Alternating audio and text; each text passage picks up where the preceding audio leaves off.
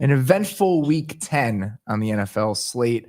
Fun game in Berlin this morning. And the game happened in Berlin. Good memory. I can never keep track of where the European European games are happening. Big win for the Colts. We'll chat about that a little bit later. A sleepy afternoon slate, but not one with implications. One that I think there's a lot to say, and we'll dig into that. And then the morning slate today was perfect because there were 7 games. There were 3 games that I think rose a little bit above the rest of them. So we had 3 games each on their own TV with the 4 box on the 4th one. And so there was like a cleanliness to the way that today went as like a watching experience, even if the afternoon slate was pretty boring. The 3 did not rise above. One was just the Bears game. Which That's so true. That's so true. They rose above in my mind, in my own personal experience. Hey, it had a dramatic finish, which was not something you can take for granted. It was just a nice, pristine way to watch the games. Unfortunately, the afternoon had a couple games, we were excited about, whether it was the Rams 49ers game. We wanted to see what would happen with this version of the Cardinals after beating the Cowboys last week. Things got out of hand very, very quickly in all 3 of the games that were happening in that slate. The fact that almost all of them had similar scores, like the fact that the Washington game, the fact that the Lions game and the Seahawks game both ended 44-22, and then the Rams game ended 42-26, it was an evenness to everything that was happening. About halfway through that afternoon slate, my mind immediately went to next week because we were watching the Rams and the Seahawks both absolutely destroy the teams that they're playing. And it was my prevailing thought as I'm watching those games is like, all right, let's make this a fair fight. Like, let's get these 2 teams on the field together. And next week, next Sunday, we finally get that. We get the 2 teams that arguably look like the best teams in the NFL right now squaring off against better opponents than the ones they played against today. And like, that is truly the best way to frame it, is that these might be the 2 best teams in the NFL. You posed it earlier when we were watching these games, when they started to get out of hand. You were like, are these going to be the 2 best teams in football? And my mind immediately went, well, if I had to pick one, it's probably the Rams. For me, like, I'm kind of there with this team. On the way that they're playing on both sides of the ball is incredible. Like, it's just, we talked about it earlier on the show, or on the preview show, like, they're a petri dish for cool football. And also they have some of the best players that are all Hall of Famers. But then I was trying to think, like, do I really think the Seahawks are the second best team? And I couldn't find another one that I would knock off for them. Like, maybe the Lions at their best, like maybe 1 or 2 others, but like, they're in the conversation. I think if you're arguing, you're just doing it based on vibes. And like, what I mean by that is just how you feel about Patrick Mahomes and record be damned. The Chiefs are like in that conversation no matter what. But just in terms of how they've played, what they've done, it's hard to go against it. And we were talking about that. We had a lot of we were able to do a lot of things today because we didn't really have to hang on every single snap. I don't know that I've ever been this well prepared for a recap show, because by like midway through the second quarter, I was like, all right, let's check in on some early games that I didn't all the way see. But these are 2 teams, the Rams and Seahawks, 2 teams where even in their losses, it's been by the skin of their teeth. To me, it's about the high and the low. Can you blow an NFL team out? Yes. Can you just blow them off the unequivocally? Field? Yes. We just watched it happen today. And then at your worst, what have you looked like this year? And we were talking about this again in our extended conversations this afternoon. If you stack up the losses for the Rams and the Seahawks, these are 2 of the only teams in the NFL that have not gotten convincingly beat at any point this year, right? So the Rams' 2 losses, they get the ball punched out at the 1-yard line in weird Thursday night loss to the 49ers. It's a coin flip game they easily could have won. They have a field goal blocked, the game-winning field goal blocked in return for a touchdown in the loss to the Eagles. And then the Seahawks have the Tonjes play at the end of week 1, and then they lose a back and forth whoever had the ball last game against the Bucs. And so they're capable of destroying lesser opponents, and their worst has not been very bad. I think you can make an argument these are the only 2 teams that have not convincingly lost a football game in the NFL this year. Their total margin of defeat between the 2 of them, 4 losses, is 17 points. And 6 of that is the Jordan Davis return that was amazing, but totally unnecessary. So literally by the skin of your teeth. Yeah, I mean, when you're talking about losses that aren't convincing or just not having a bad day at the office, these guys are as good as it gets, really.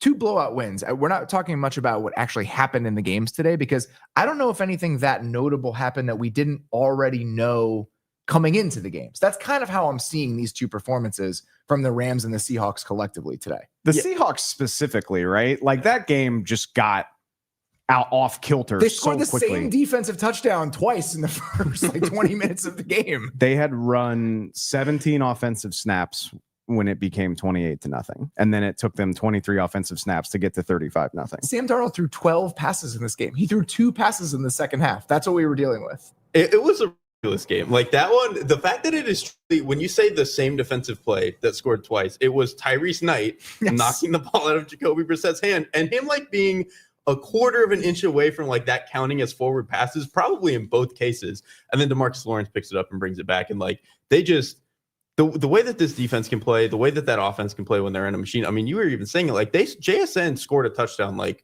what felt like 3 real life minutes into this game. I don't even know if that was it. I mean, it felt like it was faster than that. We weren't done with Jags Texans. We weren't like settled in our seats. Yeah, when the Seahawks went up in this game, we weren't done with the foolishness in Houston.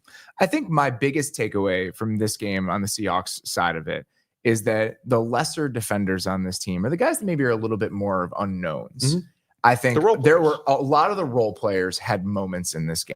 Obviously, Tyrese Knight is stepping in for Ernest Jones. I think using Tyrese Knight more as a blitzer than you would with Ernest Jones, because at this point in his career, he's better moving forward than backward. Makes sense. He has 2 game-swinging sacks. Drake Thomas had a ridiculous play in this game. The other off-ball linebacker for the Seahawks, he comes in like a missile on a TFL at one point in the first half. Nick Emenwari, that to me might be the biggest one, where this is a guy that has been central to your plans and the way that you want to construct your defense. And, you know, he's a rookie. Even in this game, there were a couple of moments where he had some issues with guys like Trey McBride, but he had like 4 pass breakups in this game. And again, looked pretty darn good in coverage. And even a guy like Nehemiah Pritchett, like there were guys that had, there again, like down the list role playing DBs that had like a PBU or 2 in this game. And so I think it just speaks to like how complete of a team this can feel like on defense for Seattle, top to bottom in any given week. And even like last week, Ty Okada had the really impressive interception, but this week he exploded somebody over the middle. I forget who it was, but they were trying to run a deep route over the middle and he just blew them up. But Emenwari, there was one play in particular. Obviously, he was really good in pass coverage in this game. I think when he's just like playing one-on-one, he's a very good coverage player. Like just length, movement skills, he's really good. But I think the first play of the second quarter fired him off the right edge, and Arizona's trying to do this pull protection, pull the guard, get the back out there, and he's supposed to just how quickly Emenwari closes. And then when Jacoby Brissett tries to slide up, him just being so long to just reach out, grab him, and pull him down. It's like, that's why you draft athletes like that to play that position. Seattle has 3 of the 10 highest single game pressure totals in the league this year. 3 of the 10? 25 against Jacksonville, 23 today, 23 against San Francisco in week 1. Nobody else has more than 2. I'm very excited about watching them play against the Rams offense, because the Rams offense had that version, whatever Seattle's defense, the version of the game was just like, this is what they do. That when at their best, they can absolutely annihilate somebody. That's what I felt about the Rams offense today. Rams offense had a 59.7% offensive success rate per true media today. It is the 7th highest mark of any team in any single game this season. The Niners actually had a higher success rate in the game today, but they were down 21-0. There was one point where Mac Jones was like 20 of 24. I was like, oh my God. That's a conversation to be had when we preview the Seahawks game. Like, all right, the Rams defense has looked very good against lesser opponents. What do they look like against the Seahawks offense that has been the most efficient passing game in the NFL for a huge chunk of the year? That's a conversation for next Thursday. On the other side of the ball, the Rams offense continues to just kind of be what you want it to be. Like, there are so many plays in this game where it's like, I love watching this. Like the dagger completion to Devontae Adams on one of the first couple drives. There was a deep out that Stafford hit to Puka. That's like, all right, these 2 guys in this offense, this is a perfect expression of what they're giving you. They had a screen to Xavier Smith out of 13 personnel at one point in this game. It's just all the layers that we've seen from the Rams offense combined with Matthew Stafford just like making it rain out there. Like watching him play right now and the way that he is like driving the ball to all levels of the field, the little like sidearm flip he had on the right side in this game, he is playing as well as I think I've seen him play as the Rams quarterback, which is kind of wild considering the heights that he has reached, plus all the questions we had coming into the season. And so the fact that that's the formula on the Rams offensive side of the ball, combined with what the Seahawks defense looks like, I could not be more excited for what next week is going to be. It's funny because I mean, Stafford's been the man for most of the time that he's been in LA, like especially when the Rams have a healthy offensive line. the way that the counting stats are totaling up here, because so they love to run the ball, they give Kyren Williams healthy opportunities. Like Matthew Stafford's stat line doesn't always mirror the way that he's playing. It does right now. Like he's thrown like 14 touchdowns since week 6. He has I think 25 touchdowns, 25 on the year. He hasn't thrown a pick since the Philly loss. That was all the way back in week 3. I think all week leading up to a game like this, you hear people saying like, well, nobody's talking about Matthew Stafford's MVP candidacy. And then you do a game like this in the late window. And even if people aren't paying close attention because it's a laugher of a game, I mean, the box score is inarguable. It absolutely measures up to the eye test. To me, it just this is the final form in the sense of when they were doing it in 2021, the run game sucked. Yeah, it was a shotgun offense that they were just, Sean McVay was like, I need the big boy gunslinger quarterback. And they brought in Matthew Stafford to do that. And it was an incomplete offense at times, but they just kind of got hot and they needed to be. This feels more like he can still do all of that, but they can get under center. They can go 13 personnel, run the ball when they need to. They can throw some funky screens to role players. Their ability to blend some of the under center. We're going to get heavy. We're going to run the ball, which is what I think McVay wants to be at his core, really, with Stafford being the gunslinger that he is. And then on top of what you're saying, having Puka be what he is, Devontae Adams bringing back the backside cutters in the offense. And the red zone stuff with Devontae Adams. That was another what are the final layers of all of this? Now. That's I think that's a great way to frame it. This really does feel like we've kind of reached the zenith of what the Rams want to be offensively, where they're checking every single box that even at other times, no matter, you can bring it all the way back. Let's bring it all the way back to 2018 when they were able to run the ball at will and the screen game was really dynamic. The drop back game wasn't what it can be now because Jared Goff was not at that level back then. And so they really are able to check off every single box offensively right now in a way that they never have been for the entirety of the McVay era, even when they were winning the Super Bowl, which is wild to say. Did you hear the stat I gave Derrik right before we came in here? No. Weeks 1 through 6, and we've been joking about it all season. They've just been peppering Devontae in the red zone, and it hasn't been working that well. Weeks 1 through 6, Stafford was 2 of 13 targeting Devontae Adams in the red zone. 2 touchdowns, but 2 of 13. Over the last month, 7 of 9 in the red zone, with 6 of those going for touchdowns. You just do it enough, eventually it works. It's the 2 Hall of Famers figure it out. It's a happy learned how to putt sort of moment for the Rams in their red zone was, or their former red zone was. Last thing I wanted to hit before we move on from these 2 games. I think it's time to have a conversation. The Seattle Seahawks are arguably the best team in the NFL, full stop. They're not at the table right now. That needs to change. Yeah. Even if we think the 49ers are a likely playoff team, and if you get in the dance, anything can, all that kind of stuff. Fred Warner and Joey Bosa or Nick Bosa are now walking through that door. The trade deadline is over. Even if the Niners are a good story, even if Kyle Shanahan is going to be on the short list for Coach of the Year, all that stuff. We'll do midseason awards later this week. The Seahawks need to be at the table. Before we play this game next week with the Seahawks and the Rams, the Seahawks need to be at the table. Derrick's here, but you're talking to me. You're directing all of this vitriol at me. And that's fine. And you know what? I'm not going to push back, because I will just say the Niners schedule does not really get hard from here on out. He's still trying to hang on. I know. But having the Niners have plenty of opportunity to keep winning games. I just want you to know. But watching them play a team like the Rams, it's easy to just accept the ceiling has been lowered in our definitively and it's not coming back, right? Warner's not coming back, Bosa's not coming back. We were joking during the game, what is Robert Saleh even supposed to say in a situation like this, where it's just look, just don't loaf. Don't be embarrassing on tape, and we'll just get through this together. To that point, there was one play. This was my favorite play in the game. The Rams went 13 personnel and had all 3 tight ends to the left-hand side. And San Francisco came out in base, and they had Bryce Huff as the defensive end to the 3 tight end side. And that's just down in the red zone. What do we all think is going to happen here? And exactly what you thought was going to happen was going to happen here. And so I also think too, the table framing is good, because obviously we have 10 teams. 14 teams get in. There's realistically 4 teams who get in who just don't have it. And I do think the Niners will get in, but realistically probably just I can't imagine even, and Purdy's on the way back, and maybe one, same thing with Ayuk. Maybe one day he'll play football again. But even if all that happens, I don't see the path to 3 or 4 playoff wins in a row for San Francisco. Yeah, so I'm unless not that Brock worried Purdy about can it. play like base defensive end, I'm not sure that's going to be the difference maker for the Niners. And it's not as if like we're just doing this because the Niners look that hopeless on one side of the ball. Like the Seahawks might be the best team in football. Mm-hmm. So I've got no issue with this. And if reluctance before, it has nothing to do with what the Seahawks have put out there. It's just, again, you can't go back on some of this stuff. So I think it's okay to get enough of a sample size. And I feel like we have it now to say, okay, Niners, sorry, you're a lot but less it's flippant than us, which is probably good.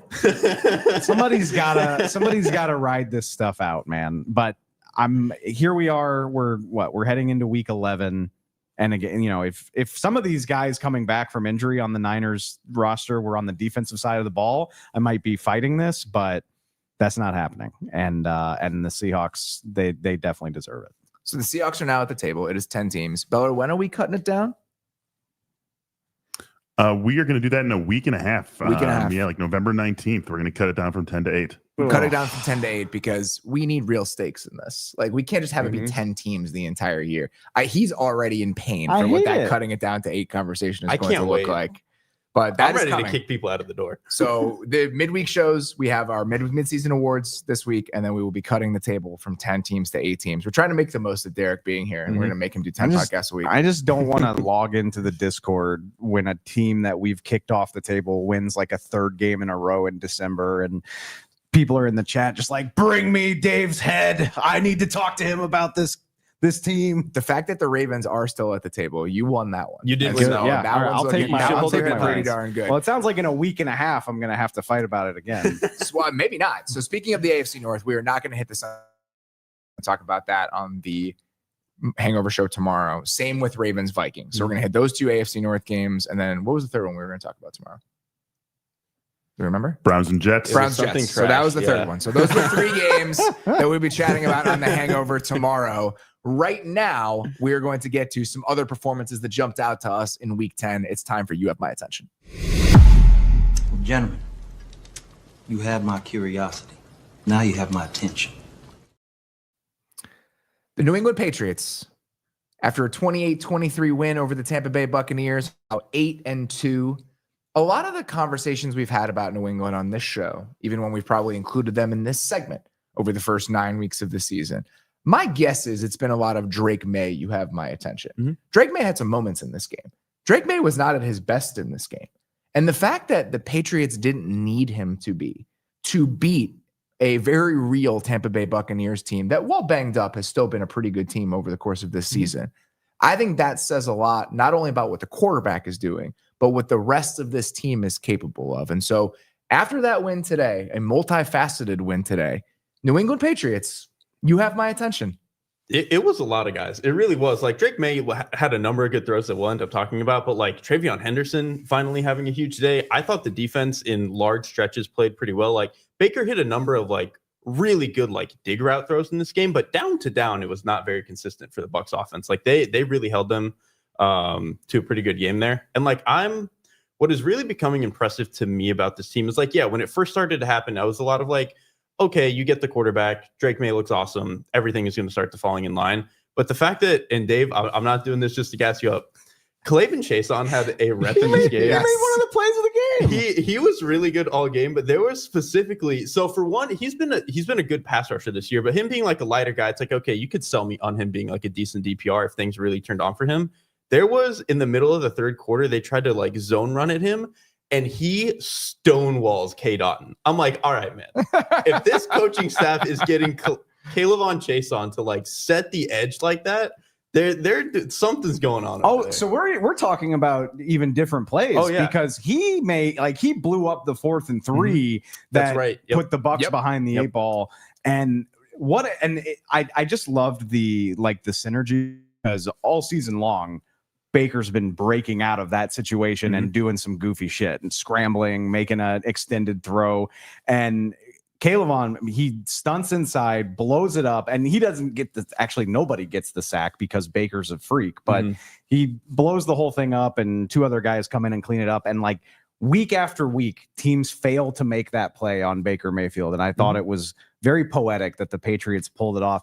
I laughed so hard because on that play, like Caleb Vaughn comes in, he hits Baker, and then the other guys clean up, and Baker like bends himself in half to break out of it. And on the TV copy, you see him just pop out of this mass of humanity like Michael Myers, like just the unkillable man. But the Patriots rarely they manage to get it done, which has not been common this season against Baker Mayfield. There are a few layers to point out. So that's the 4th and 3 at the end of the game. And then 2 plays later, Travion takes it 69 yards, arguably could have gone down to end the game, decides he wants to score a second touchdown. Respect for that. On that 4th and 3 you're talking about, there's a backup left guard in the game because Ben Bredesen left this game early, which if I were a Bucs fan and just the amount of offensive linemen in and out of the lineup, you get Luke Gadecki back today, but then you have to lose your starting left guard. That's how it works. So Michael Jordan fails to pick up Chase on as a looper on that play. He pressures Baker, blows up the 4th and 3.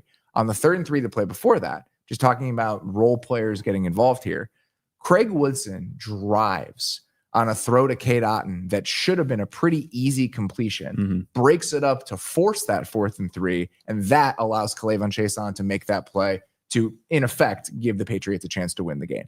So that's kind of what we're getting at here, is that there are a lot of guys getting involved for the Patriots, especially on defense in this game, that now that this team is 8-2, they're going to be a playoff team. We're going to start to get to know some of the guys who are chipping in here, maybe in more quiet ways. And actually, one more in terms of guy who, like, I don't know if he had like one super play in this game that really stood out to me, but Khyiris Tonga, their other defensive tackle, who is not Milton Williams and Christian Barmore, he is awesome. Like, he is a really, really good run defender for them. And I do think that he makes the job easier for these linebackers, and especially with some of the injuries they've had at linebacker outside of Robert Spillane. So again, it's just a lot of these guys that were supposed to be just like, okay, can you patch this spot up for us? And they've been more than that. Which mentioning one of my favorite players, not like a superhuman game from Robert Spillane, but just doing his Robert Spillane thing, throwing himself around like a crash test dummy. Love watching him. Christian Gonzalez had a very, very nice game today. So he gets 1 DPI at one point on a fade in the 3rd quarter, and then he gives up a catch on that same drive. He's playing off coverage. They had like a little deep out to Emeka Egbuka. But you look at the game as a whole, in man coverage, 9 snaps against Egbuka today per Next Gen Stats, 3 targets, 1 catch for 11 yards on those 9 plays in man coverage. Overall, he's on Egbuka a huge majority of the time in this game, and 3 catches for 56 yards on 9 targets on the plays where he is covering Emeka Egbuka. And the Bucs really had nowhere else to turn in the passing game. And so you felt the fact that the Patriots, against this version of the Bucs offense with this few weapons, they could really kind of snuff them out in man coverage. And that shouldn't necessarily be surprising given the talent that the Bucs have at corner, but it still is nice to see that gear of this defense, even if the Bucs are banged up, to be able to do that against a team that has a real NFL offense. Exactly. It was at least like, again, this Patriots defense against better teams is going to have some holes, but like, you tried to build this roster a certain way with just like, can we get man coverage guys and then a front that is just going to like kind of mess them up every now and then. And like, you get in some of these games some proof of concept of that. And so again, I thought their defense played a really, really good game today. I didn't have time to go back and rewatch the entire thing from the all 22 angle, but I just think it's interesting. As aggressive as he is and as good as he's been at doing it at times this year, Baker only attempted 1 throw of 20 plus air yards. And like throughout the game, you could see him looking for it, and he would ultimately settle or check it down or scramble or move off of it. And to just eliminate that aggressiveness from a guy who plays that way like Baker Mayfield, it stood out to me just watching him not attempt throws. And I think part of that probably is because that's how much man coverage they played. Like Baker to me is not a guy who like layers the ball against man coverage all that well. And I don't think he likes that. He's very good about like knowing where the spots are in the zone. I know we've got a good zone beater here. I'm going to throw it, especially earlier in the year down the field. That's a lot of what they were doing, especially to Emeka Egbuka. So against these teams that can just play, they built the whole thing to play man coverage. It's just like, it's a tough day for him, especially when offensive line's got injuries. He's really only got one of his best receivers. It's a tough scenario. The Bucs were actually, you look at like success rate and down to down efficiency in this game. It wasn't bad. It wasn't too bad. They just had a lot of 4th downs that did not go their way. Obviously you have the OPI on the 4th down that they would have converted. That turns into a 4th and 13. That's a swing moment in the game. And they had multiple plays in this game where they're trying to get Egbuka in one-on-one moments on 3rd down. option routes, whip routes. And those are the moments where Gonzalez like really shines through. In the first quarter, Baker nearly gets picked by Gibbons on like a little bender. He doesn't find him. And on the next play, it's 3rd and 6. They try to get Ibuka on an option route, and Gonzalez is just all over it. And then in end of the first quarter, again, they try to get Gonzalez one-on-one against Ibuka, and he just completely snuffs it out. And so you saw that over and over and over again in this game where they were like, this is your receiver that we are even slightly worried about. This is one of the best man coverage corners in the entire NFL. Yep. That's what we're going to rely on. We don't trust anyone else to beat us. And they were right. The Bucs, as currently constructed, did not have the horsepower to make that happen. And the last thing I'll say too, Dave, you made a point of like Baker was trying to throw downfield and then realizing it's not open. I'm going to check it down.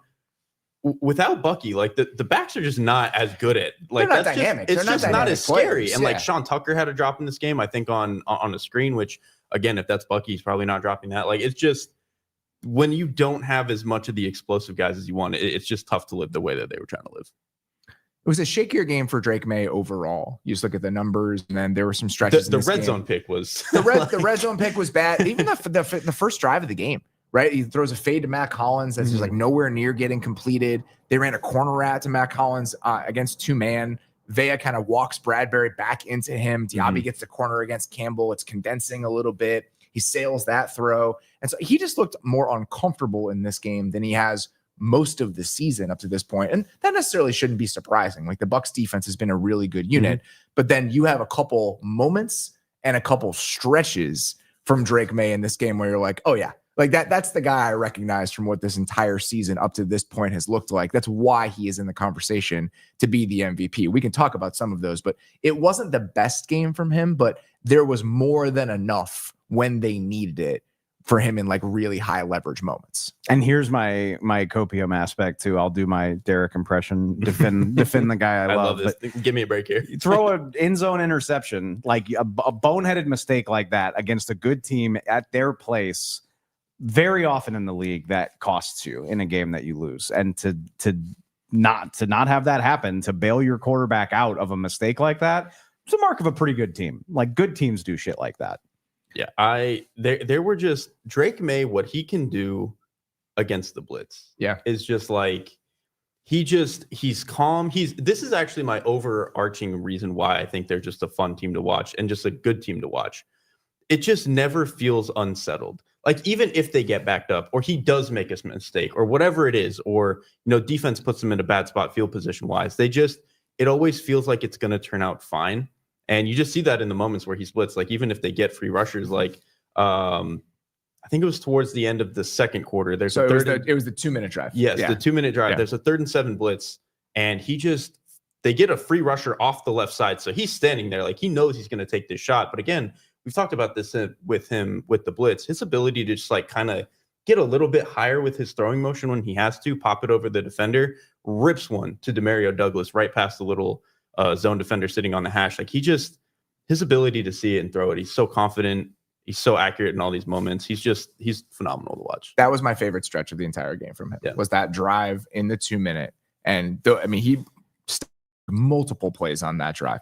He rips one to Diggs on a crosser against Quarters for about 20 yards. Comes back with a curl to Matt Collins against Quarters, which is like on time, accurate throw. He throws those are like ropes. Yes, like it is straight through the guy's because chest. They're playing in like a condensed way. They're coming down on those routes, and so those throws have to be on time, accurate, and he throws 2 missiles in a row. And then that play where on that play you're talking about that he hits Demario Davis on, Lavonte David comes untouched on that play. And what I love about that play is that Davis is coming on a little like quick in breaker, like little tiny like glance. And Anthony Nelson is dropping out into the lane that you would typically throw that ball. And so what Drake does, knowing that the space is vacated because the off-ball linebackers are the ones that were blitzing, he leaves it in the middle of the field inside of where Nelson is, and it becomes a catch and run for Demario Douglas. And so that is just like a nicely layered ball. And then that drive ends with the beautiful throw to Stephon Diggs in the back left corner of the end zone, on the last play of the half, which is a gorgeous play. And then the other one, again, just like the layering he can do and the touch he puts on some of these throws. The one he hit to Kyle Williams on the touchdown. I've got it pulled up right now. It's just beautiful. It's 21 personnel. It's play action. It's a little crosser to Kyle Williams. And the touch he puts on that ball to allow him to run after catch and finish that thing off for a 72-yard touchdown. Again, it wasn't a perfect game, but there are 3, 4, 5 moments where you're like, oh shit, this guy can fucking play. The Kyle Williams play, to me, like, I think he has 2 superpowers. One is like his core strength is bonkers. So on that play, they have a tight, I think it's Austin Hooper on the right side, loses through his inside shoulder. So Drake Maye, if the tight end to his right is losing through inside shoulder, that's like crowding your throwing platform. He just like stands where he is, just snaps it and throws it right over. I think it was Chris Braswell, maybe. It was Chris Braswell. And then the way that he leads Williams, perfect stride. Yeah. Like it's like he was sprinting on air. It's like he wasn't trying to catch a football. And I do think Drake Maye has a special ability to do that. I got the end zone copy up in front of me right now. Like his elbows way down by the small of his back. And he could probably feel Chris Braswell's breath on his neck when he let this ball go. And it's just perfect. I don't know. If it's not the best throw that happened this weekend, it's up there, man. It's so good. You look at it, they had 7.4 yards per play in this game. And some of that is the long runs of Travion Henderson, but they were explosive. Even if down to down, they weren't quite as efficient, quite as consistent as they have been in other games this year. And so a big win for the New England Patriots. A couple nice moments for Travion Henderson. You know, the fact that we got to see him like be that home run hitter in this game in a way that we haven't, that's also a nice thing to see. He probably should have gone down, but I was going to defend him. Like, given the way that the first half of his season is gone, it is completely justifiable if he's like, screw that. I'm going to force you to give me more snaps with what I'm doing here. And yeah, I mean, 2 house calls in one game is a great way to do that. Let's move on to our next one here. The Detroit Lions destroy the Washington Commanders 44-22 in a very interesting game. Lot going on during this broadcast. Lions go to 6-3. Commanders fall to 3-7.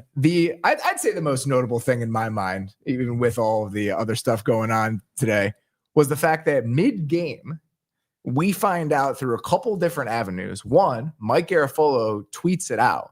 Clearly, he had been picking up some string over the course of the week about this potentially happening, that with Dan Campbell's little reader glasses on and his play sheet in front of him, sure seems like he's the one calling the plays, and that there had been a disconnect in his words that had formed between John Morton and some of the players and the coaches on staff. And then at halftime, Megan O'Leary from Fox asked Dan Campbell, are you the one calling plays? And he essentially admits it. He's like, I felt like we needed to mix it up a little bit. So this was our first effort since, that half a season when him and Ben Johnson were kind of doing it together, that we have seen Dan Campbell as a primary play caller for the Detroit Lions. I don't know. Pretty good first game. Pretty good first entry in that. It's Washington, and Washington's defense is falling apart, but not a bad performance from the Detroit Lions offense. Dan Campbell, the play caller, you have my attention.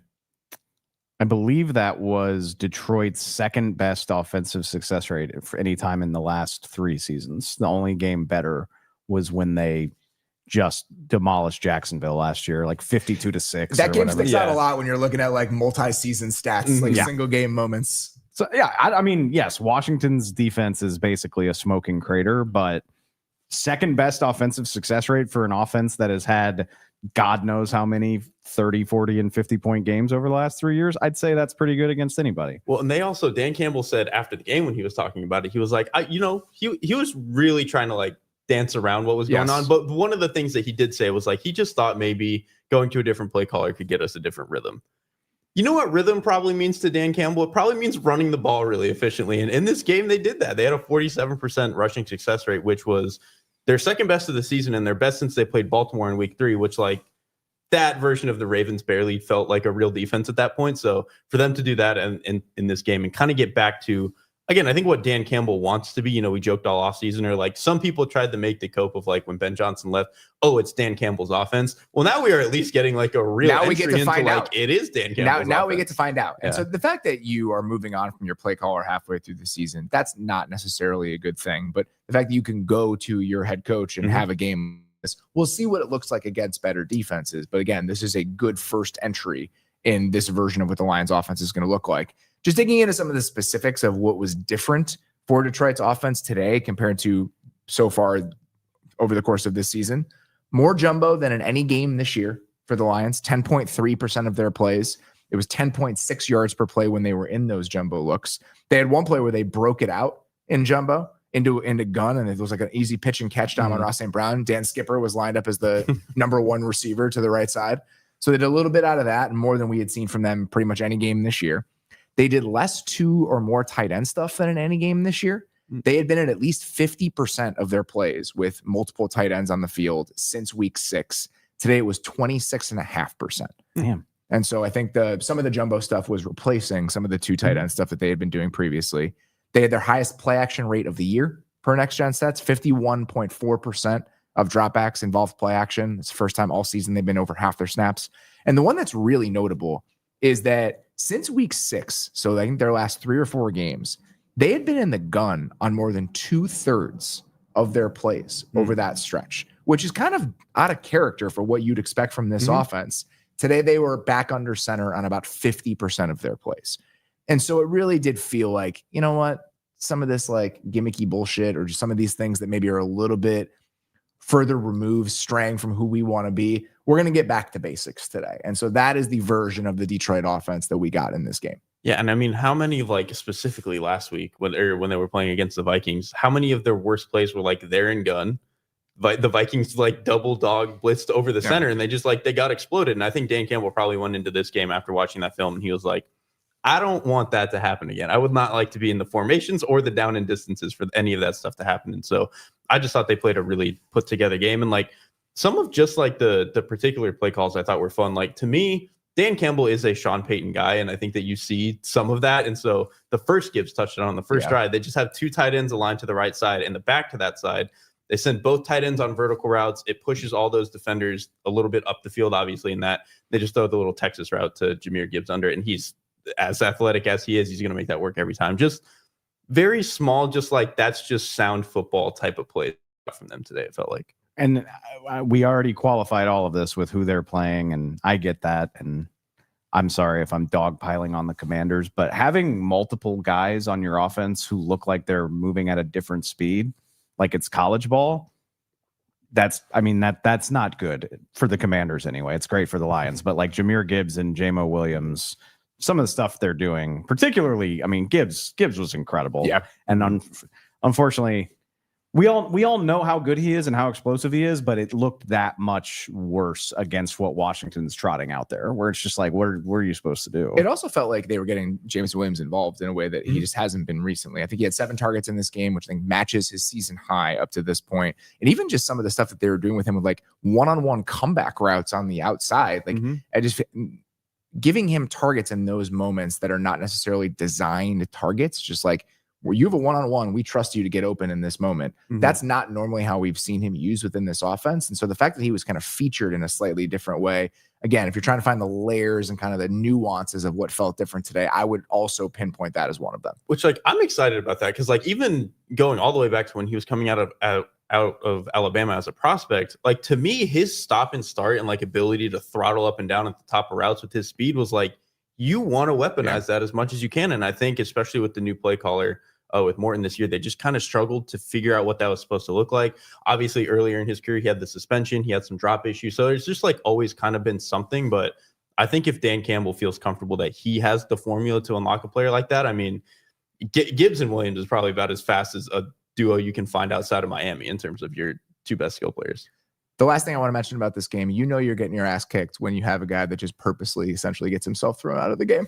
Like Deron Payne just like walling off and punching Amon-Ra St. Brown in the face, knowing it's like, this is it for me today. That's the type of game we were dealing with the Lions. That whole play, you only need to see that snap to know what happened here, because that was the Jahmyr Gibbs 13-yard touchdown run. He goes off right tackle, breaks a tackle in the backfield, and then just punks Washington's defense getting to the edge. He outruns like 3 guys to the corner, gets upfield. Then they finally corral him at the 5, and Sam Laporta and Amon-Ra St. Brown are like, fuck you.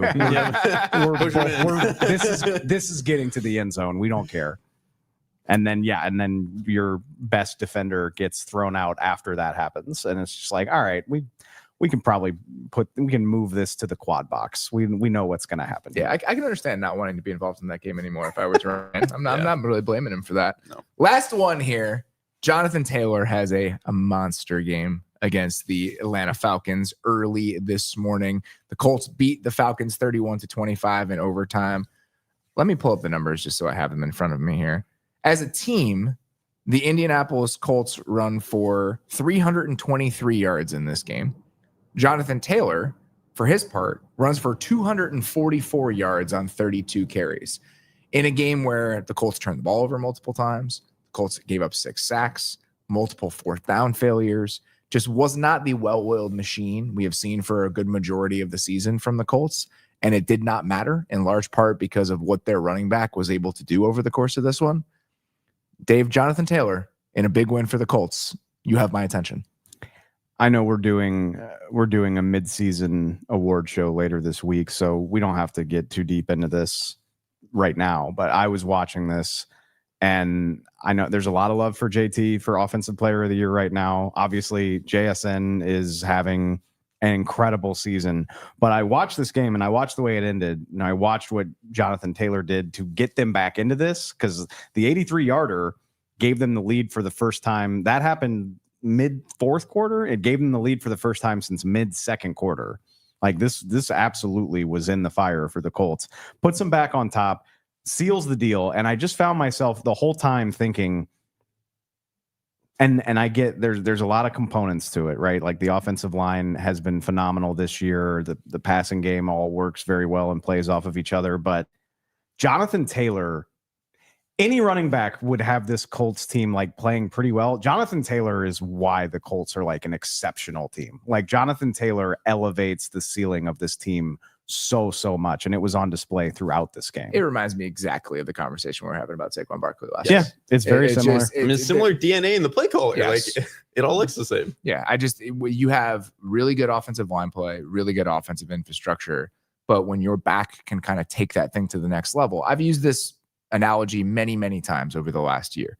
I've always, when we've thought about running back value and how you sequence the right running back with the rest of your team building plan, I've always said that an elite running back, I've said recently that an elite running back is like adding a lighter fluid to a fire that's already lit. Mm-hmm. Unless the fire is already lit, the running back can only do so much for you. We've seen good running backs not really perform well in bad situations. Mm-hmm. But if you've been able to rub two sticks together based on the quality of your offensive line and your play caller, a guy like this can turn this thing into an inferno. And there have been a lot of moments so far this year for the Colts offense, including today, where that was the feeling that you got. Second most rushing yards over expectation in a game by a running back this year. That's not terribly surprising because the entire 83-yard touchdown was over expectation. Considering he should have gotten dumped in the backfield on that just play. Like runs into his own lineman and then backs out of it, and he's like, "Oh, there's nobody in front of me." Forced 11 missed tackles, third highest in a game this season by a running back. Rushed for 11 first downs in this game, which is the most by a running back in a game this year. The craziest thing to me is that this wasn't his career high somehow. Really? Yes. It was his third 200-yard day, but second to he had 253 against Jacksonville the year he had 1,800. That makes sense. Getting that close to the record and it not being your best day is kind of insane. He's so impressive, man. And there are a lot of good players on the Colts, but like, are they exceptional at anything else other than just toting the hell out of this damn rock? Like, I was thinking about it too. Like, Sauce Gardner gets here just in time for DeForest Buckner to go on injured reserve, and you could tell how much they missed him trying to defend the run against Atlanta. I kind of think they'd be up shit creek without this guy just being the best running back in football this year. Yeah. Do we want to have like a preliminary Daniel Jones conversation after the way that the last 2 weeks have gone? Are you at a point where you're slightly worried about this being a team that just traded 2 first-round picks for a defensive player? He's Daniel Jones. All right, so you that's where you currently sit. Like, you are right now waiting for him to turn back into a pumpkin. You're one of those people. I'm like in between. It's funny. I was telling you this right before we went live. When Daniel Jones gets the ball out, it still looks really good. Like, even against, I know he threw a bunch of picks last week against the Steelers, but like down to down, they were actually still pretty good. He made a lot of really impressive throws. And then even this week, like when the ball came out, he made a number of really, obviously the throw that he makes to Alec Pierce on the touchdown, like giving him chances, but he just made a number of other, especially to the intermediate area, has been very accurate.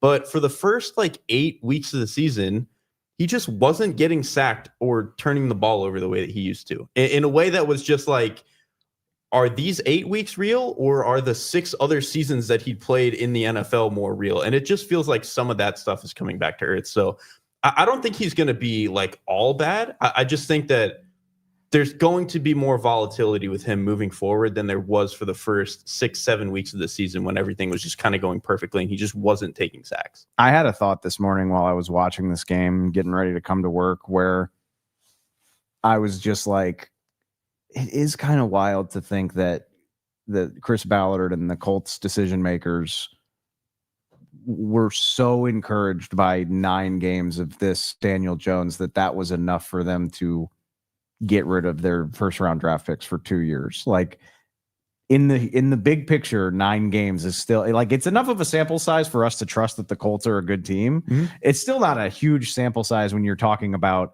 yes, we're set here. We're burning the boats and it'll be Daniel Jones or nobody, basically. I mean, that's the signal that they sent with this trade. And they won this game. I get it. But halfway through the game, I was like, that's pretty wild when you take a step back and look at it. Yeah. But I'm not ready. Like in the context of this season, I'm not ready to worry about the Colts. In fact, I think this was a really impressive performance to kind of, like they're on their bye week now. They're taking the week off. They get Kansas City on the road after the bye, like to play 10 games and you get bloodied up a little bit. Some teams get the better of you. They figure out some ways they can take advantage of you to rally and come from behind in a game that you trailed in the fourth quarter and find a way to win before you get a little bit of time off. I actually think that's pretty impressive. So I'm not worried right now. I am a little nervous about the thought of not having any first round picks for a couple of years. My biggest question with him is that, and this is something we talked about with Baker a little bit, over the last couple of years, where for most of his career, Baker, when he was pressured, would run into trouble. It just was not where he was at his best. He tried to extend plays when he shouldn't extend plays. He had bad habits when it came to drifting in a pocket. And then over the last couple of years, he's done a really good job of turning those into positives. His feel in the pocket and just his ability to get rid of the ball, the scrambling, all of that. And Daniel Jones did a very good job scrambling today. That was a huge part of the Colts offense. But over the first 8 weeks of the season, Daniel Jones was the only quarterback in the NFL with at least 100 dropbacks that had positive EPA when pressured. That just doesn't hold. He had a 42% success rate on those plays, which was the best success rate of any quarterback in the NFL when pressured over the first 8 weeks. So it was like 4 total positive EPA over that stretch. In the last 2 games combined, he has negative 33.5 EPA when pressured. Negative 33.5. That is dead last in the NFL, if you can imagine. It would be pretty hard to be a whole lot worse than that. He's down to like a 35-ish% success rate. And so it probably somewhere in the middle, right? Like he probably won't be as bad over the course of the rest of the season as he's been over the last 2 weeks, but he also won't be as good as he was over the first 8 weeks. Where he lands between those 2 poles, I think that's going to go a long way in defining what the Colts offense feels like in the back half of the year. Yeah. And to me, it's just like some of the interception stuff can go up and down. Like I think that could just today, like, I'm like, whatever. Yeah. Some of that stuff can could just be like weird, whatever, bounces the ball, whatever. To me, it's just that he took 6 sacks in the first 7 games that they played. He's taken 15 in the last 3 Took 6 today. Yeah. He took 7 today. He's taken how many in the last 3? In the last 3, he's taken 15 sacks. Yeah, and 12 over the last 2. 7. Yes. Yeah. I mean, yeah, it's been rough. The couple stood out today, but the one that was particularly egregious is that they were trying to throw a screen on that 3rd down. Yeah. And that ball just like has to get thrown at Jonathan Taylor's feet. And it doesn't, and it turns into a strip sack. And so there are too many of those moments over the last couple of weeks. I thought that some of the turnovers last week specifically were kind of fluky. I was actually more discouraged by his overall play today than I was last week when they turned the ball over a million times, just because of what it looked like when he was getting heated up. Yeah. All right, we're going to get to the other side of the coin here. It is time to talk about some of the lesser performances in week 10. Let's get to what the What the f***? What the f***? What? This is an easy place to start. Every once in a while, when you're watching these games, it's like, all right, well, the show is programming itself. The Buffalo Bills get blown out today by the Miami Dolphins, 30-13. Bills fall to 6-3 on the season. The Dolphins move to 3-7. I mean, there's no like fancy framing needed for this. Buffalo Bills, what the f***? In the same way that we were talking about at the top of the show, like teams, what is your floors? What are your ceilings? The Bills have shown us multiple times now that they can get kind of hammered by teams that are like middle of the pack or worse. The fact that this has happened to them by the Falcons, who have lost the game 30-0 to the Carolina Panthers, by the way. And this Dolphins team that came in 2-7, like that is unacceptable for a team that has, especially came into the year with number 1 AFC seed type of aspirations. And then still, I think through most of the season has been like, you could be the AFC contender. For them to have multiple games like this against teams like the Falcons and the Dolphins is just like, you can't, I don't care that you beat the Chiefs already. Like these games cannot happen. The vibes in Buffalo have to be terrible between absolutely nothing getting done at the trade deadline, which like I personally don't really care about. I mean, the cruel irony of this is that they tried to trade for Jalen Waddle and then he lit them on fire in this game. Not only do they not get anything done, but a guy that they were reported to be interested in goes off in this game, and you get your ass kicked by a division rival 1 week I mean, I'm not saying I think this, but I bet there's a lot of sky is falling vibes in Western New York right now. What to you is the most troubling part of this Bills performance? I have multiple things. First, I would say why this game was so troubling is their offensive identity all year has been, can we get heavy and can we run the ball on you and can we just make this thing feel kind of settled? Can we get into a rhythm? They could not do that at all today. They ran incredibly poorly, and what they've been doing a lot of lately is like getting into 22 personnel. And I even did a video for it for our YouTube channel this week. Miami just blew them up. Like, I thought their linebackers played a really good game. Matthew Judon on the edge was like really, really squeezing a lot of these plays. Like, Chubb was really good. Like, they did not allow the Bills to get into the down and distances they want. And then when they went pure pass, like, the other thing I was going to say, like, Josh Allen just doesn't look settled when they're in like pure drop back. So that's the other thing. Yeah. All right. I was going to say, what is your other concern? That's the other thing. Okay. Like, when they get in pure pass, 3-step, 5-step drop back, none of the play action stuff off their heavy stuff, he just looks more frantic than I think he usually does. I'm pretty sure they're screwed if they can't run the ball. Yes, that is how it feels. That's not that deep, right? Like, that's everybody in football for the most part. They feel more like the Falcons offense than where, like, when the Falcons are running the ball well, things tend to start to work out for them, but we know that it's generally flimsy. The Bills feel more like that than they should for a team that has their aspirations. Their first down rushing success rate on the year is 44.2%, which is the second best in the NFL. Mm-hmm. Today, it was 16.7. They could not run the ball on early downs. They also, to your point, they sucked in 21 and 22 personnel. Mm-hmm. They had the second best rushing success rate with those personnel packages on the field this year. Today, so second best in the NFL would be 41%. Today, it was 21%. Mm-hmm. Like, they weren't getting any movement, and you shouted him out, but I thought Jordan Brooks was freaking awesome. He's been awesome. I mean, every time that this team wins a game they shouldn't, he's one of the reasons. It was the exact same situation when he destroyed the Falcons. I mean, he's been all over the place. I counted 6 run stuffs, including 2 on third down early in the game. He had a big play on Ray Davis in the red zone that stopped the Bills, and then on the next snap, Josh threw the end zone interception. Mm-hmm. So he had a great play there, and all of that's before he forces the fumble of Josh Allen on the 15-yard run. Mm-hmm. He was awesome, and I felt like every ball thrown under 5 yards, Jordan Brooks was just taking out a guy, whether it was like he was knocking the ball out or he was just making a really tackle for a not efficient gain for the offense. And it's funny you mentioned their lack of success rate out of 22 personnel, which again has been their identity.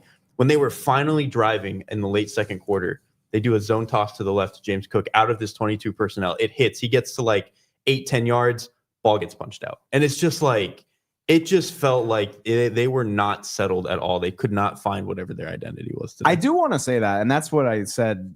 I'm not super duper panicking about this. It's pretty gross, and you lose a game by 17 points to the Dolphins. I get it, but James Cook fumbles on a ball on a run that gets you to the red zone. Basically, you're down 13-0.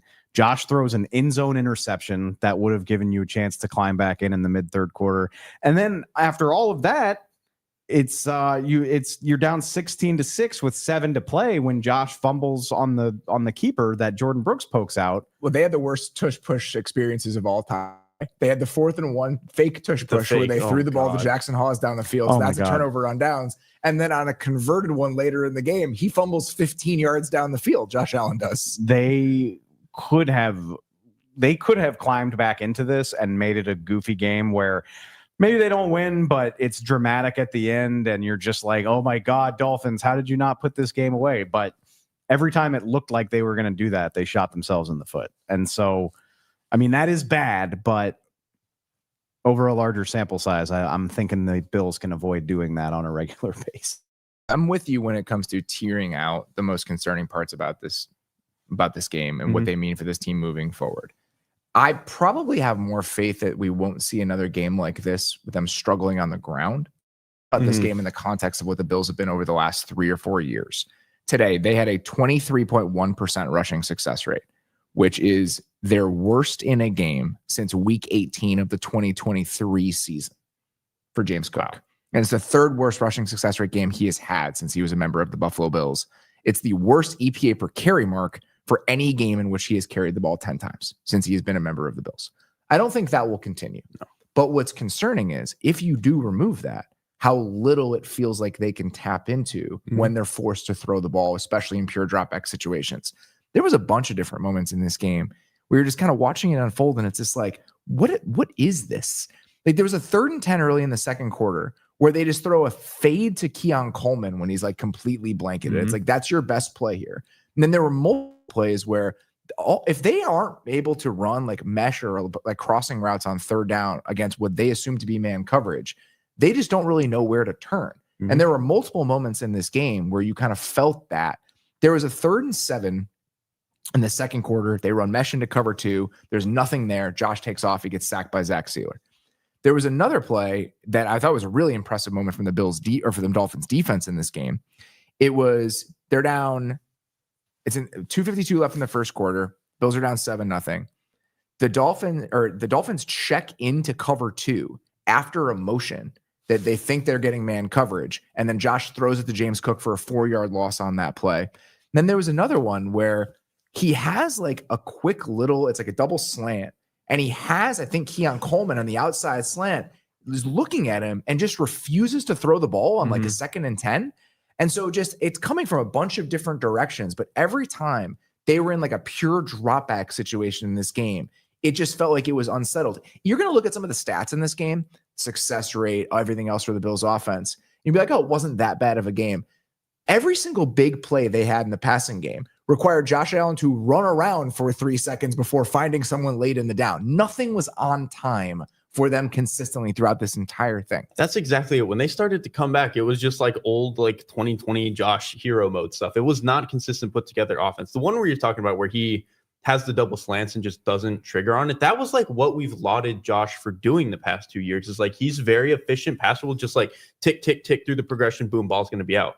Just does not feel like, obviously in this game didn't do that, but just more stretches of that this season where it's kind of felt that. And then even the red zone in the interception, obviously it's a bad play, but like they take the number 2 and kind of yo-yo motion him. So it looks like it's going to be man, and it plays out as man after the fact. But Josh Allen sees, I forget which tight end, get to the top of his route and like stutters and knows that it's not open. And then he just throws it anyway. And it's like, that just doesn't feel like a mistake that he makes anymore. It was very bizarre. Other thing worth mentioning is the best bet they've got going in the passing game. Dalton Kincaid leaves this game with a hamstring injury. And we've talked about that. Like he feels like the most important piece of this passing game in a way that he has not been in the past. And he feels crucial to what they're doing. And both of his catches today were explosives. And then you lose him in the third quarter. And so, I mean, hopefully that's not long lasting because it looked rough. I don't want to absolve the Bills defense in this game either, by the way. That's what I was going to say. One other small minor twist, just in terms of like, maybe ego is the wrong word, but like, again, the Bills built their offensive identity of like getting into like 2 backs, 21, 22 personnel, 13 personnel, all this stuff. When Miami got into that today, they kicked their ass. Yes. Like, and that is embarrassing. That is embarrassing that like you see this every day in practice and this Dolphins team rocks up to you with that same stuff and just mauls you. Like a number of the run game, I think, was a little bit more up and down, but like almost every big play action pass that they tried to hit out of 21, 22, whatever it was, they were able to find it like consistently throughout the day. Dolphins, like if you look at success rate and things like that, it wasn't a crazy day on the ground. They still had stretches in this game where they did just fine. The first drive of the game, the first touchdown drive of the game for the Bills, that's one of those, like, I can't believe you were letting this team do this to you. Mhm. They just shoved it down their throat for that entire drive. 22 personnel, lead play with Ingold goes for 7 yards. They pull both Patrick Paul and Brewer into a 6-man box. It's a 15-yard chunk as Milano misses a tackle. They flip it to Achane on the perimeter with it's like a funky look from Harrison on that play. Goes for 6 yards. Oh, excuse me. It's a funky look where they have like 2 guys offset in the shotgun to the right side. The Dolphins do, and they flip it back to Achane for a chunk to the left side. And then on that play, it's a little high-low from Malik Washington to get the touchdown. And so they run it down your throat the entire way, and then they hit a little high-low for the touchdown. On the next drive, there's a 14-yard chunk to Waddle off of play action where it's they're in jumbo and he hits a little play action drift route. And on the next play, they go jumbo 22 personnel again, the Dolphins do, and they hit Waddle on the sluggo for a touchdown against Harrison. It's 14-0. They hit another in the middle of the second quarter. They go like offset right I formation out of 22, and they roll Tua to the left, and then they have Waddle on a corner back to the right side into the boundary, which like that's a perfect way to get Tua to throw back to the boundary, by the way, is to like use the short side of the field. It really is. Like I thought it was a really good design. And so like I said, like almost every time they went into that heavy stuff and play action, and like the Bills just had no answer for it. And then even again in the run game, like effectively the game ending Achane run that puts it, I think 30-13 to pretty much end it. They just run crack toss to the left side. Cedric Wilson nukes Jordan Poyer, like explodes him and just like opens up the hole. And then I think Patrick Paul had like a free shot on a DB, and it's just like, when you give that amount of space to the fastest man in football at running back, like, yeah, he's going to take it to the house. And on that play specifically, if you look at the way that it's lined up on the end zone film, Terrell Bernard is lined up like head up over the center. There is no action the other way. And he is late enough to get to that action outside that Aaron Brewer, as the center, beats him to the spot and ends up sealing him off and allows Achane to get in for the touchdown. So that's a 35-yarder. On the 59-yarder, this is just like nightmare fuel, where it's Cam Lewis misses Achane in the hole. Poyer takes a miserable angle. Bernard gets washed out by Cole Strange, and he's off to the races. On that play specifically, this is another one where like, I can't believe you're letting them do this to you. Aaron Brewer has been better this year just in terms of like one-on-one physicality. He's put on weight. The play strength has improved. On that play, the 59-yard Achane touchdown, Aaron Brewer, who still probably weighs like 305 on a good day, one-on-one handles Dayon Walker, who is 6'8", 330. And so the fact that this Dolphins team was able to push you around in the way that they were so often in this game, that is just not a place you want to be. And it's so ironic because the Bills offense typically does that to teams, and their defense is now set up to get their asses kicked by pretty much anybody that they want to play against that feels even like slightly interested in running the ball. The Chiefs just weren't. Right. And exactly. So if you're even slightly interested in running the ball in neutral, down and distance situations, this Bills team, especially without Ed Oliver, is just not equipped to deal with you.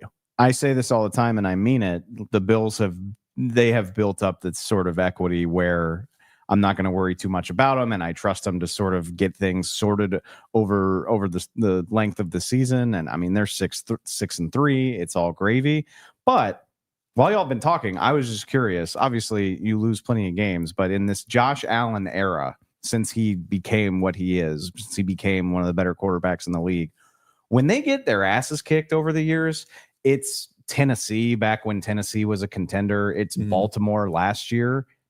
They've never gotten their shit rocked by mediocre teams twice in 1 year the way they have right now, like Atlanta and now Miami.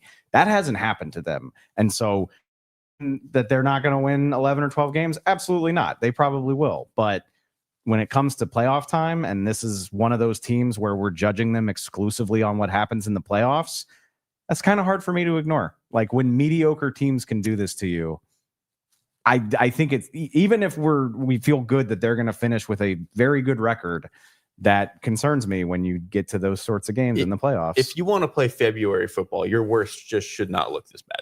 It just should not look this bad. Multiple and again, times. Multiple. Yeah, everyone gets one. We said that I think the other week, but multiple is just like it's really hard to live with. It says a lot about the next game that we're going to talk about, that the Buffalo Bills potentially had the Buffalo Bills may not have had the most embarrassing performance of Week 10. That says a lot.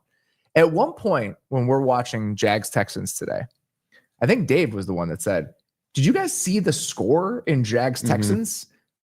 Jags scored with 1 minute and 37 seconds left in the third quarter. They went up 29-10, and they ended up losing the football game. They get outscored 26-0 in the fourth quarter. The Jags offense had 1 yard in the fourth quarter. They lose to the Davis Mills Texans 36-29.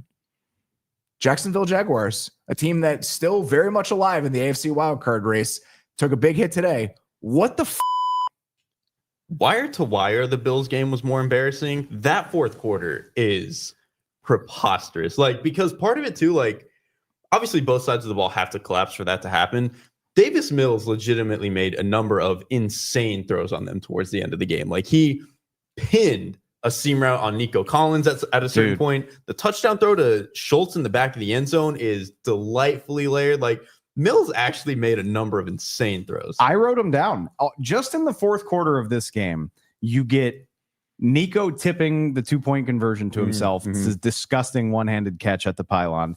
Then the bender you just talked about, 22 yards. Nico goes over Devin Lloyd while he's getting hit in the back by Andrew Wingard, pulls that in. Dalton Schultz, phenomenal touchdown catch. Jaden Higgins with a great high point on a 2nd and 5. You get the DPI on Jerry and Jones, which I thought was kind of shitty, to be completely honest with you. And then it's not a throw, but in that same quarter, Trayvon Walker whips the right tackle's ass on 3rd and goal, and Davis Mills, of all people, houses he scrambles for 14 yards to the house. Like, Trayvon Walker, who got drafted 1 overall for his physical freakness, makes that play. And I would never in my life think Davis Mills is going to survive that pressure and that defensive end chasing him and get all the way to the end zone. And it was just that type of fourth quarter for the Jags. When Davis Mills crossed the line of scrimmage there, I was like, I don't know if he or I know what is going to happen next. I don't know if anyone's ready for this. There was plenty of stuff to talk about and like the lowlights for the Jags over the course of that fourth quarter. To me, the drive to make it 32-29. Or am I getting the score right here? The drive to make it 30-29. That to me is the most embarrassing one. So they hit Schultz on a big time 3rd and 10, where he's coming out a little crosser, and Mills makes a really nice throw on that play to get them out of the shadow of their own end zone. From there, the Houston Texans, this is very similar to the conversation we had about the Dolphins and the Bills.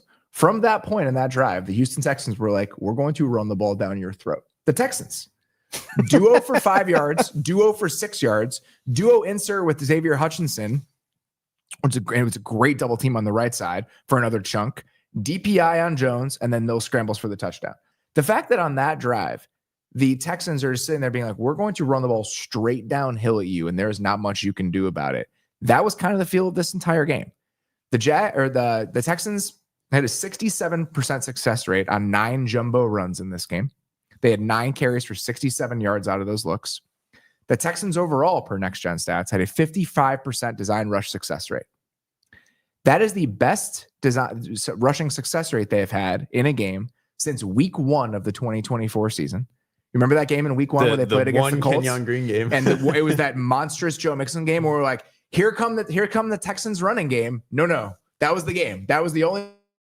So their best rushing success rate in a game since that week 1 performance against the Colts last year, 0.24 EPA per rush. That is the best mark for the Houston Texans in a game since week 4 of the 2022 season, per Next Gen Stats. If you are the Jaguars, how do you feel good about that? When Juice Scruggs, who I thought was really good in the run game today, and Trent Brown, who is the backup right tackle on the worst offensive line in the league, are running the ball downhill at you with this game on the line, and like in a way, like your playoff chances like hanging in the balance at this stage. That is not the place that you want to be if you were the Jaguars defense, and that's exactly what happened today. We've been advocating for the Texans to give up thinking they can run the football for weeks. Just stop caring about it. Yeah. And today it was one of the reasons they ended up winning this game. The other, I mean, we have to mention the game that the front had.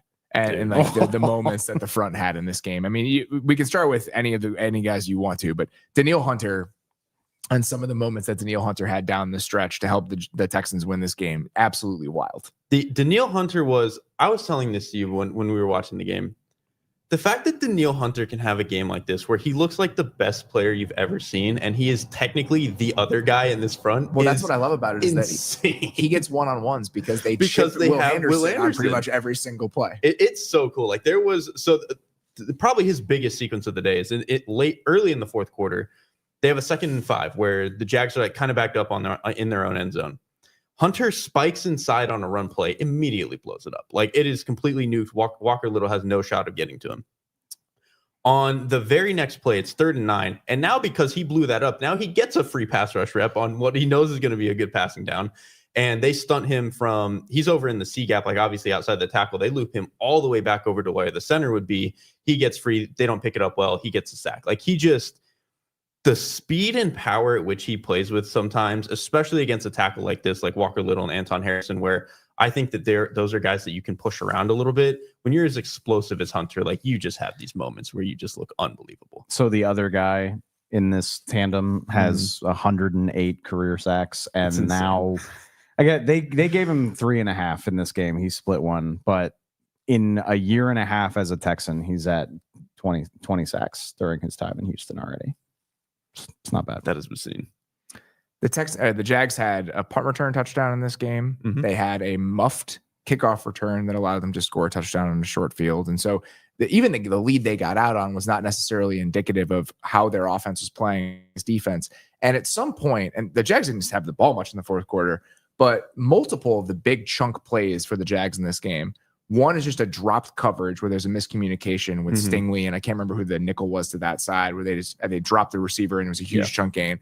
The Johnny Munt 3rd and 17 conversion is just a maddening play. Like Kalen Bullock, you see him after the play being like, I can't believe we just allowed that to happen. But I think eventually the Texans defense just kind of realized, if we play man against this team, there's nothing they can do about it.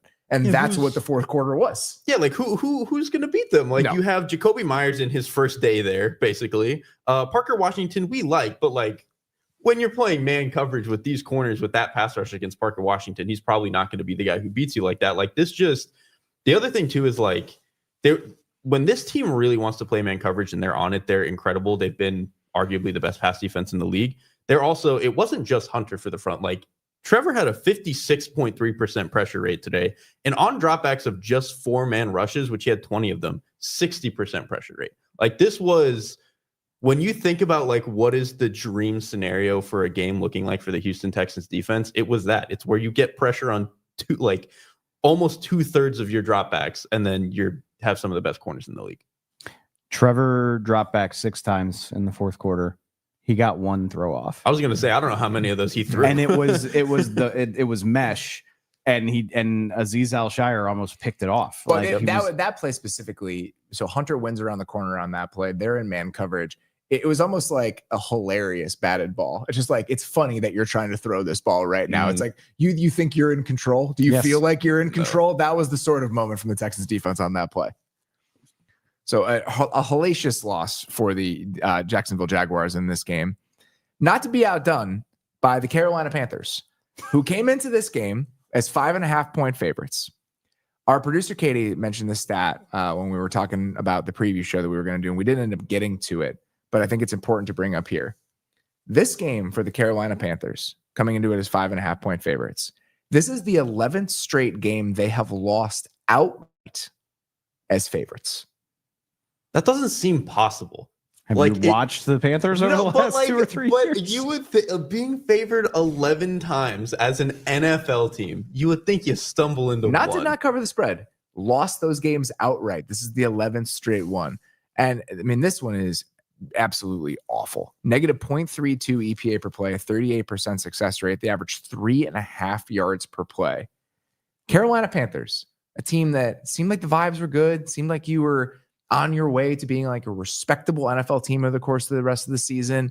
You know, maybe you weren't going to be a playoff team, but you were at least going to hang around.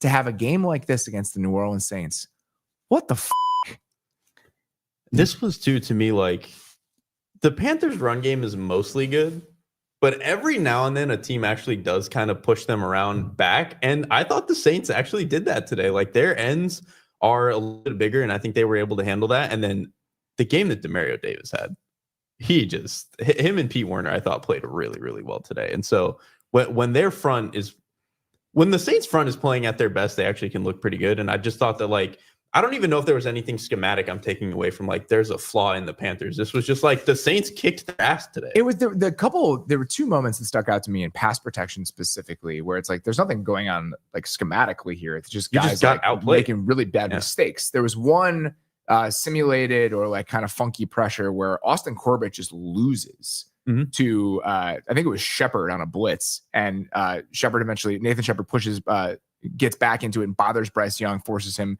to try to bail from the pocket. That ends up as a sack. And then there was another play where it was a simulated pressure about 5.5 minutes left in the second quarter, and Ike Ekwonu just doesn't block Cam Jordan.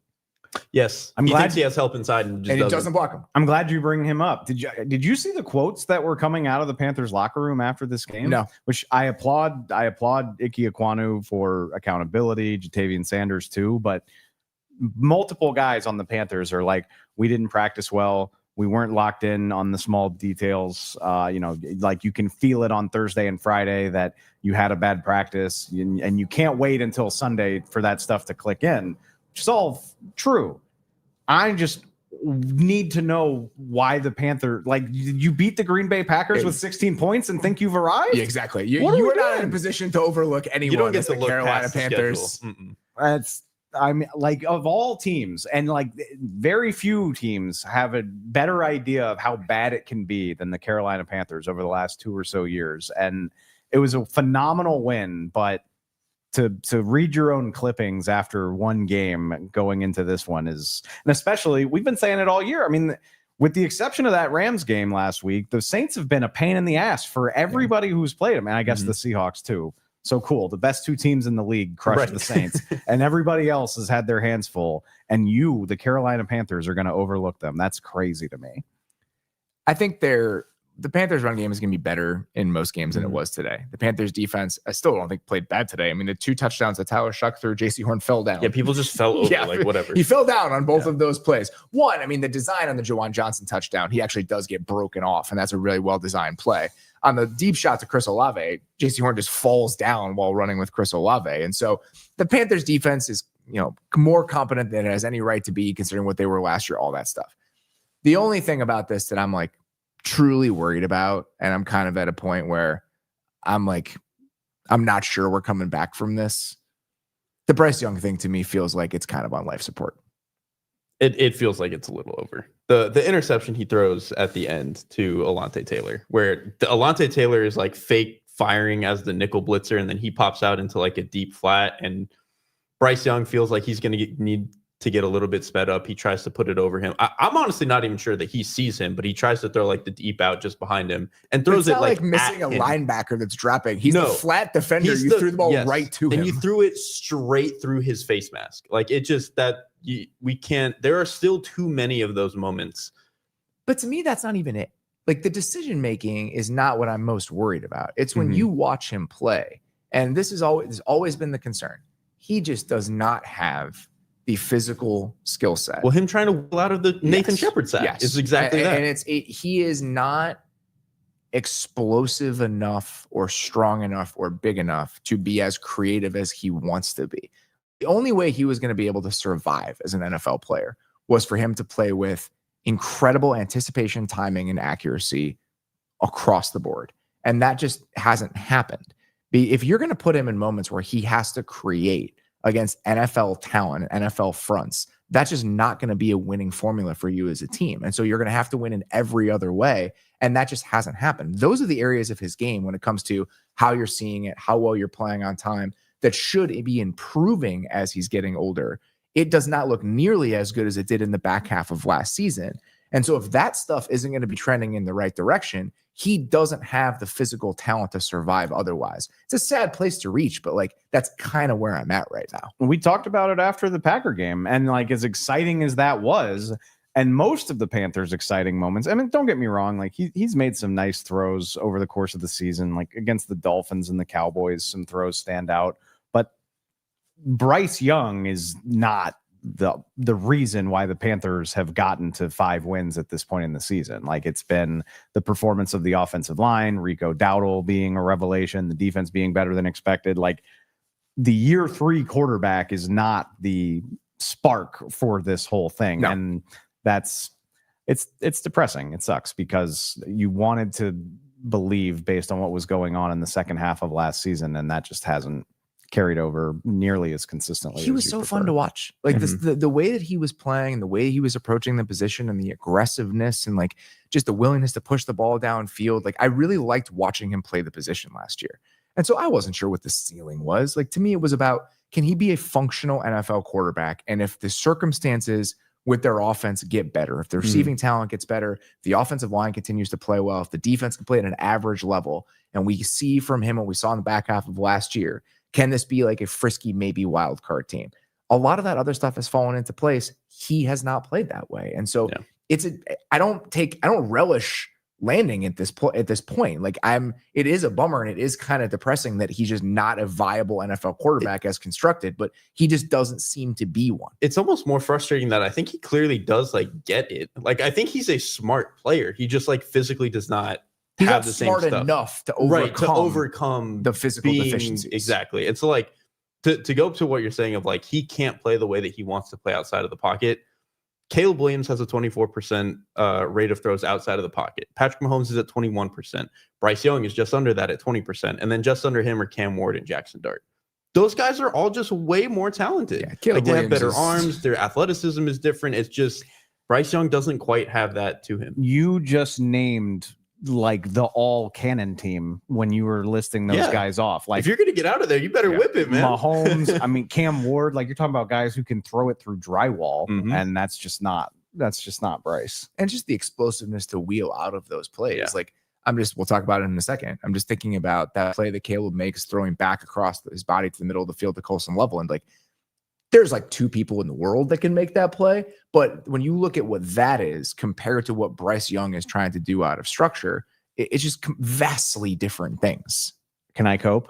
You sure can. You said viable. Like, he can be a viable NFL quarterback, just not a starting quarterback, like not a franchise quarterback. He'll have a career. We're done with the NFL. Franchise. I don't think he's a franchise quarterback. I'd be thrilled to have Bryce Young on my team, and maybe he could win you a game or 3 if you needed him to. I absolutely think. And also, by all accounts, he's like a very good person to like have in your life. I'm sure there will be a process of him coming to terms with this when it eventually gets to that point. That's never easy when you're somebody who was a Heisman Trophy winner, the #1 pick in the draft. How he deals with that, I think, will go a long way in determining how the rest of his career goes.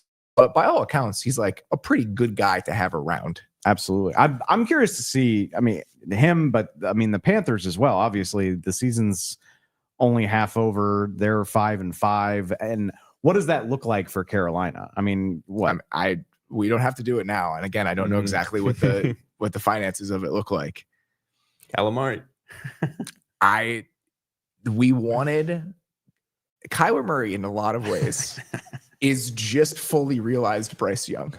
He's Bryce Young with the physical talent that Bryce Young would need to unlock the things he wants to do. Mm-hmm.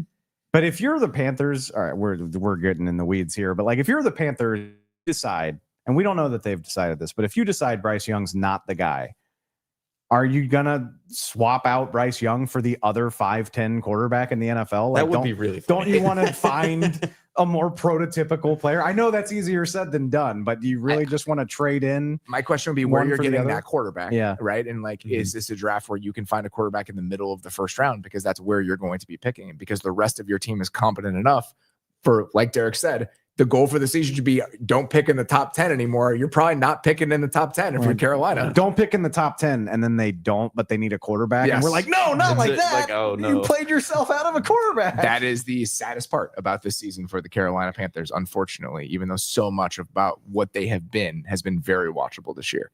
All right, let's talk about some of the moments that made us feel romantic about football in Week 10.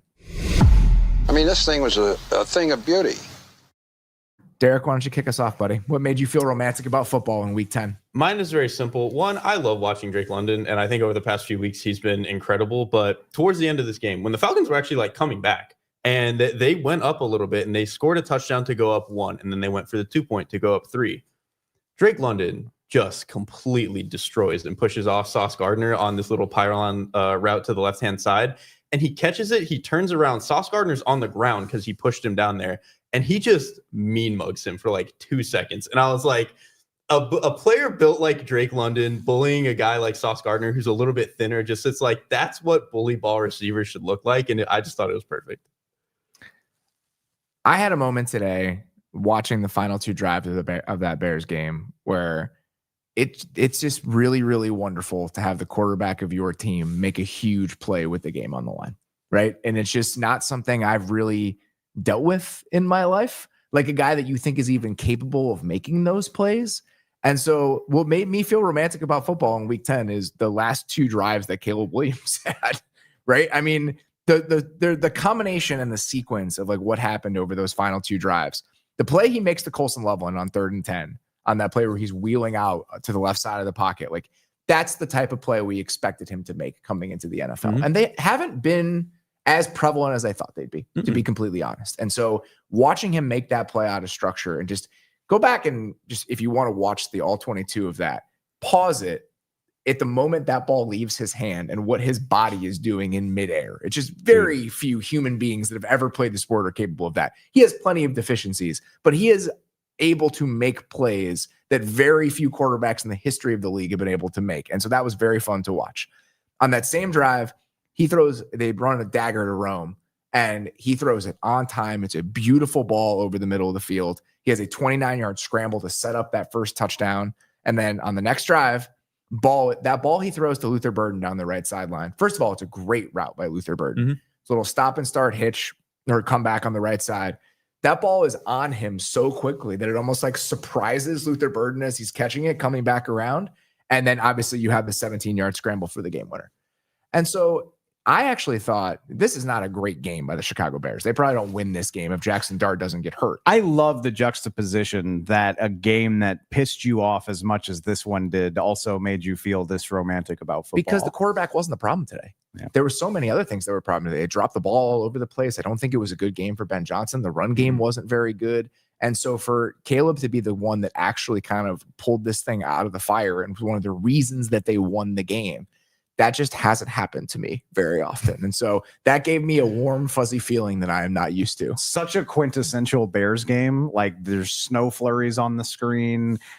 Ugly freaking game. It was for disgusting. The vast majority of this. Like how many 4th down attempts were there? I mean, combined, 8. Yes. 8. Oh my gosh. 2 conversions, 2 of 8 on 4th down. Just disgusting football. But have a good quarterback at the end. It all feels a lot better when it's over.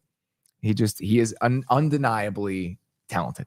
And I just think watching him kind of channel that in some big moments is enjoyable. When he turns the corner on some of those scrambles or like just, I mean, that last one is a boot. Like he's just and decides to run with it. When he starts to like go upfield and take the corner, he just has a little bit of like his like top end speed isn't as impressive as like Lamar, but like that when he's turning the corner and hitting a gear, it's as impressive as anyone. It's almost stunning. Like I don't even want to make this comparison. I actually do think he's faster than this person, but it's kind of Mahomesian in the way that like he's just faster than the guy chasing him. Yeah, like he's just consistently faster than the guy chasing him. He doesn't look that fast until he's passing the person, and he's that's always trying to tackle him. Yeah. So again, there's a long way to go for this team. It is a very uneven. The offense or the defense just continues to be maddening. I actually was really impressed with the way that Jackson Dart played for a good chunk of this game. Like the way he was playing on time, some of the throws that he was making.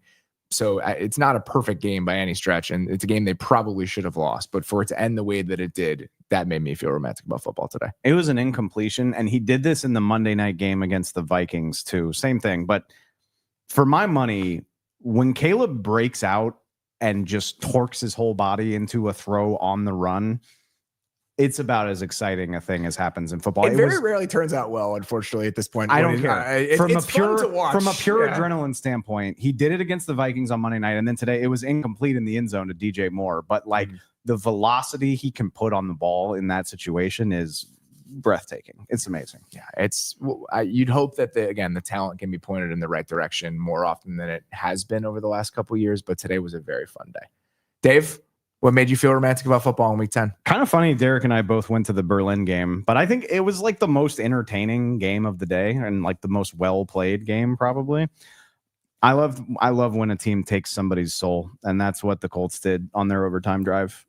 It was just the 7-play sequence was phenomenal, and obviously you lean heavy on Jonathan Taylor. You start the drive with him, and then Daniel Jones, for all of his flaws on Sunday, made one of the best throws of his day, like the deep corner to Tyler Warren, just fits it in perfectly into a window between 3 guys.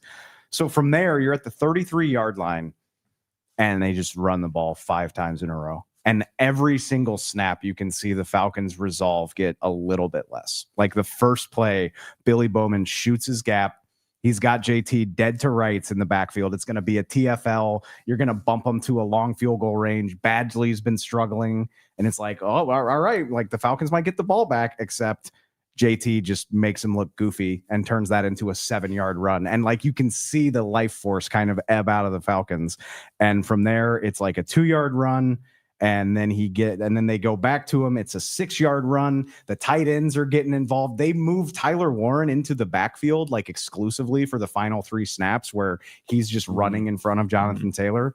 Jesse Bates is in hell trying to deal with Jonathan Taylor on the second level just every single time. And then you finally get down there, on the 8-yard line. And not going to suggest anybody gave up, but I just, at that point, you know, you're in easy field goal range. Like the Falcons know the game is up, and Jonathan Taylor just waltzes into the end zone. And like, go back and watch the sequence. Like on every snap, you just see the energy on the Falcons side of the line of scrimmage just go down a little bit. And like to finish it in that manner with the way that Jonathan, the day that he had to win the game that way, it's beautiful stuff. JT knows that we're doing our midseason awards this week. He knew that we were waiting a week compared to some other shows. He wanted like one more entry into his offensive player of the year. He made a hell of an impression. All right, let's talk about what we learned in week 10 before we get out of here. You know, I think I've learned something today.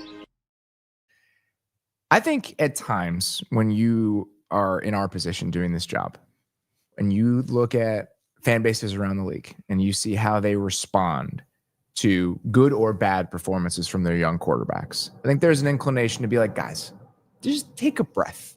Everybody just like slow down for a second, both good and bad. Not every single game means that this guy is the greatest player of all time, and not every single game means that this guy is a lost cause. But this week specifically, I think, was a reminder of why it feels like the stakes are so high in those moments and in those conversations. When you look at what the Patriots have been, because Drake Maye is what he is, and you compare that to what it must have felt like to be a Patriots fan over the last 4 or 5 years. It's not some long stretch of incompetence, but there have been some low moments for that team in the last 4 or 5 years. And when you find that guy, and it just completely changes the entire DNA of what you feel like as an organization, and you compare that to some of the other second-year quarterbacks that have not played that way this year, like, and you watch what Michael Penix has been, and you think about how uneven and how almost like rudderless the Falcons have felt over the course of this season, you do realize that that is why that fan bases become hyper fixated on what these guys can be, because at the end of the day, the reward really is as big as you want it to be. And I think this week specifically, and you compare that Falcons game to what the Patriots now feel like, that was just kind of crystallized for me when watching this slate. It's easy for us as, you know, people on the macro level who, for the most part, aren't invested in these teams. Obviously, you're a Bears fan, but for the most part, we're looking at this thing from 30,000 feet, and it's understandable to want people to take a chill pill, but it's kind of breathtaking when you consider the implications and you see what Drake Maye did against the Bills a few weeks ago, and even in what we consider a shaky performance, the way that he was able to stabilize things for the Patriots. I get why the discourse around Bo Nix and JJ McCarthy is as toxic as it is, because like every glimpse of that talent, every time it pays off or looks like it's going to pay off, how could you not think about, well, you know, what if this is the next Mahomes or the next Josh Allen? And every time it doesn't, think of the conversation we just had about Bryce Young and what might be in front of the Carolina Panthers. That is equally terrifying. And so when you're invested in it, it makes sense, even if it does get exhausting. And yeah, I think it's easy for us to take that for granted sometimes. I'll say right now, and you guys have never watched games with me before this season consistently. The way that I watch Bears games right now is different than it has been over the last several years. I never really bought into the idea pretty quickly. I was skeptical of whether Justin Fields would ever be that guy. When you watch the timing that he played with, just mechanically what he was as a quarterback, I always had my doubts. You can attest to this. Yeah. I still believe that Caleb Williams could be something. And when you have that in the back of your mind, it changes your relationship with what these games are in the moment. And I can feel it. I can feel it in how invested I am watching this. Like that kernel of hope changes your relationship to what this is. And so I like to think that I'm immune to some of this stuff because of the way that my relationship with the sport and my distance from it at times, but I'm not. Like it is a powerful, powerful drug when that guy is even the glimpse of an idea that could work out for you. And that's why it ends up so volatile. Is you have to take those kernels of hope, but then everyone that has a young quarterback knows that deep down, like 60 to 70% of first round quarterbacks just like won't be on the team in 5 years. Like they're just not going to be good enough. And everyone knows that. But when it's your guy, you just don't believe it until it's too late. I blew my own mind just thinking about the implications of all of it. And y'all can have a fun conversation about the game that JJ McCarthy had against the Ravens today. But who knows? Maybe he'll have a rabbit in his hat next week, and the whole cycle just keeps on perpetuating itself. We got a fun hangover coming tomorrow. We got Ravens Vikings. We've got some Jets Browns, which is the most hangover game of all time. And then we will chat about the Sunday night game. We will also be back here tomorrow night recapping the Monday night game live from the studio for the first time. So if you guys have not checked out the Monday night and Thursday night recaps, I would highly encourage you to get on that tomorrow because it's a big game. We're very excited about it. One other bit of housekeeping: tickets for our live show at Lincoln Hall in Chicago on January 7th go on sale tomorrow morning on Monday. So please be on the lookout for that. Very excited about it. 250 seats in the venue. So if you want to come, encourage you to jump on that quickly. For now, that is all we've got. Appreciate you guys listening. We'll talk to you very soon.